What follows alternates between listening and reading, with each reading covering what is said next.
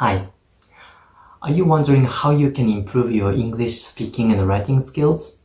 If so, welcome. You have come to the right place. Even though I'm not a native speaker of English, I have got a perfect score in TOEFL IBT speaking. And if I can get the score, you can get that too. Today I'm going to do a mock test of TOEFL IBT integrated speaking. And after that, I review my own response in terms of the 3 scoring criteria. Let's do it.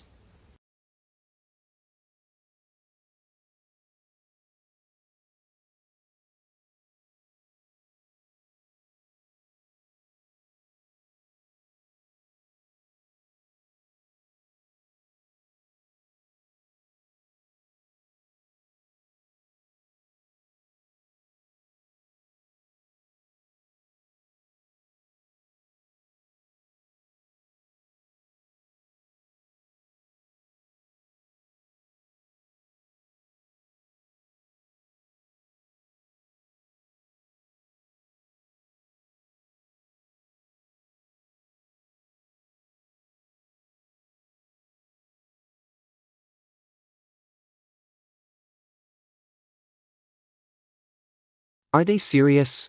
Do we really need such a path? You don't like the idea? I think it's awesome that students will be able to walk to the cafeteria without getting wet. I think so, but think about it. How often does it rain around here? Not so often. Yeah. And if it does rain, it's usually at night, when many students are sleeping in their rooms. So you think it's a waste of money, given the fact that it doesn't rain frequently in this town. Right. But when it does rain during dinner time, students don't want to run, right? That's true for those who don't have an umbrella. But it's not a problem for me because I have my umbrella. If you have your umbrella, you don't have to run. That's right. Any student who runs when it's raining outside should just get their own umbrella, and our school won't need to waste our money creating the path.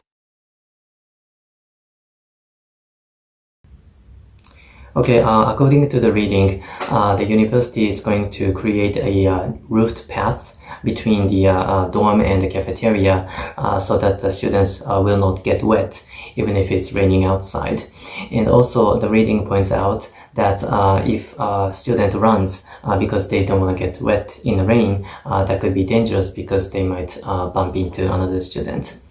However, the male student in the conversation says that this is not a good idea because, the precipitation in this part of the town is quite low. And when it does rain, it's usually late at night, so they don't need such a path. And also, he pointed out that students who don't want to get wet in the rain, they should just get their own umbrella. So that would be the easiest solution. So creating such a path will be a waste of money. Okay, now let's review my response in terms of these scoring criteria. I'll start with delivery. Delivery means fluency and clear pronunciation. I think I was fluent almost throughout my response, but there's one moment that I want you to watch. However, the male student in the conversation says that this is not a good idea because, the precipitation. I was not able to say precipitation clearly. Precipitation. Precipitation is the amount of rainfall in a certain period of time.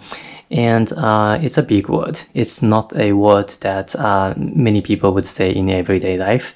So it's kind of natural that I was not able to say precipitation quickly and naturally. But I think I can at least make myself understood by the test examiner. This is something that I want you to remember. Even if your pronunciation is not clear sometimes, as long as the test examiner can understand what you're saying, you can get the highest score for delivery.